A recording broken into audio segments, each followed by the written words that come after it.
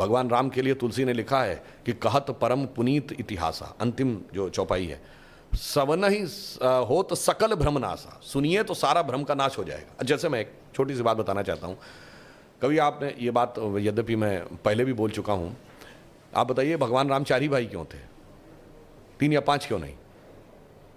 और अगर 4 भाई थे तो लक्ष्मण ही क्यों राम के साथ जाएंगे वन में, और भरत ही खड़ाऊ रख के शासन क्यों करेंगे, और शत्रुघ्न ही अयोध्या में क्यों रहेंगे?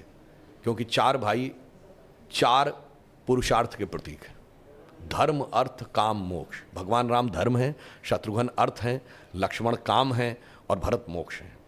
अब देखिए साहब, धर्म के साथ काम यानी कामना यानी इच्छा सदैव संयुक्त रहनी चाहिए, इसलिए लक्ष्मण सदैव साथ में रहेंगे। भरत मोक्ष के प्रतीक हैं तो खड़ाऊ रख के यानी धर्म के किसी प्रतीक को रख के तपस्या करेंगे, मोक्ष प्राप्त होगा। और शत्रुघ्न अर्थ के प्रतीक हैं तो इसलिए वो राजधानी में ही रहेंगे, अर्थ कभी छोड़ के नहीं जा सकता। इसीलिए आप देखिए, कहा तो जाता राम लक्ष्मण की जोड़ी, मगर तुलसी बाबा ने लिखा हनुमान चालीसा में कि रघुपति कीनी बहुत बड़ाई, तुम मम प्रिय भरत ही संभाई। क्यों? देखिए, कामना को तो धर्म सबसे प्रिय होना चाहिए, लक्ष्मण को राम प्रिय होने चाहिए, धर्म को मोक्ष। और फिर मैं एक और बात बताऊं, जो लोग कहते हैं ना राजा दशरथ के 3 रानियां क्यों थी, क्यों? इसमें 2 ही जुड़वा भाई हैं, कौन? लक्ष्मण और शत्रुघ्न। एक कामना, एक अर्थ, यानी इच्छा और पूर्ति, तो जुड़वा भाई हैं। और 3 क्यों जो होना जरूरी था? ये चारों चीजें एक ही स्रोत से नहीं आ सकती।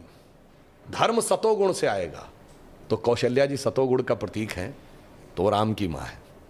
अर्थ और काम रजोगुण से आएगा, तो सुमित्रा जी रजोगुण का प्रतीक हैं, तो उनसे काम और अर्थ उत्पन्न होगा।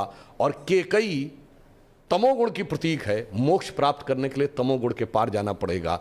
इसलिए महाराज दशरथ की 3 ही रानियां हैं, 2 या 4 नहीं। और फिर यहां पे मैं ये भी कह दूं, मतलब इसको कोई अन्यथा न ले, मैं मतलब ये नहीं कह रहा हूं, इसमें सबसे सुंदर कौन था? केकई।